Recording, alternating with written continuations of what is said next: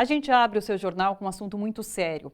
A notícia da morte de uma pessoa que tirou a vida de muitos inocentes. O torturador, confesso e coronel reformado do Exército, Carlos Alberto Brilhante Ustra, ex-chefe do DOI-CODE, o principal órgão de repressão da ditadura militar. Ele tinha 83 anos e estava com câncer. Testemunhas não têm dúvida. Pelo menos 45 presos políticos foram torturados e mortos no DOI-CODE durante o comando do torturador. Ustra morreu sem ser preso ou julgado. Nas redes sociais, Tatiana Merlino, sobrinha do jornalista Luiz Eduardo da Rocha Merlino, um dos torturados e mortos no DOI-CODE, escreveu que hoje é um dia triste. Dia triste para todos os familiares de mortos e desaparecidos sob as ordens do coronel Ustra e para os que sobreviveram às torturas. Dia triste porque Ustra morreu num hospital, deveria ter morrido na prisão. Infelizmente, hoje, a impunidade venceu a justiça. Em 2013, Ustra foi convocado para depor à Comissão da Verdade, mas não respondeu à maioria dos questionamentos sobre assassinatos nas dependências do DOI-CODE e negou qualquer crime.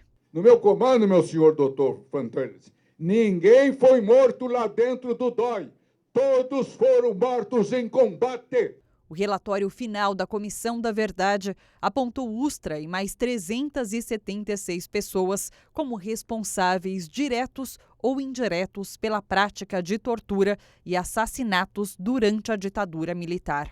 Por décadas, familiares de mortos e desaparecidos lutaram por justiça contra Ustra.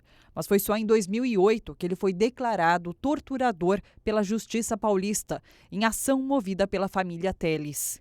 O coronel foi acusado de exercitar violência e crueldade contra prisioneiros nas dependências do Centro de Repressão do Regime Militar em São Paulo. Entre os ex-presos que moveram a ação está Maria Amélia de Almeida Telles. Eu tive toda a minha família presa, torturada, inclusive a minha irmã grávida de 7 meses.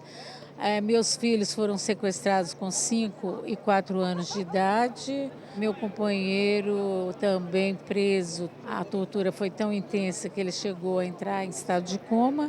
E um amigo meu, que foi preso junto com a família, Carlos Nicolau Daniele, foi assassinado sob tortura nas dependências do DOI-CODE, sob o comando do coronel Ustra. Em 2012, Ustra foi condenado em primeira instância a pagar indenização à família Merlino em ação por danos morais. O coronel Brilhante Ustra está sendo processado por danos morais pela família de Luiz Eduardo Merlino, morto aos 23 anos em 1971.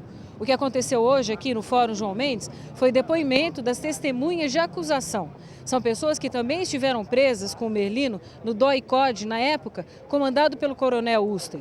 Eles viram o estado do jornalista depois de tanta tortura e rejeitam a versão oficial de que Merlino escapou de uma viatura policial, se jogou diante de um carro e morreu atropelado. Eu fui presa 4 dias antes do Merlino, fui torturada com ele na mesma cela, na mesma sala de tortura, ele no pau de arara, eu na cadeira do dragão, e eu assisti e vi o ferimento na perna dele, que depois veio a gangrenar, e reafirmo que ele foi levado para o hospital, a perna foi amputada e ele foi assassinado. Os sobreviventes, os amigos e parentes das vítimas e todos os brasileiros que defendem os direitos dos cidadãos têm hoje um bom motivo para lembrar o poema Obituário com Urras, do poeta uruguaio Mário Benedetti.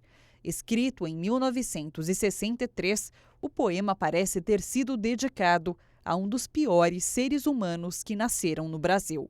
Vamos festejar. Venham todos. O crápula morreu.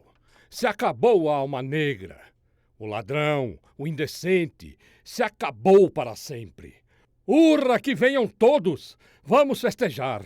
A não dizer a morte sempre apaga tudo, tudo purifica. Qualquer dia, a morte não apaga nada. Ficam sempre as cicatrizes. Hurra! Morreu o cretino!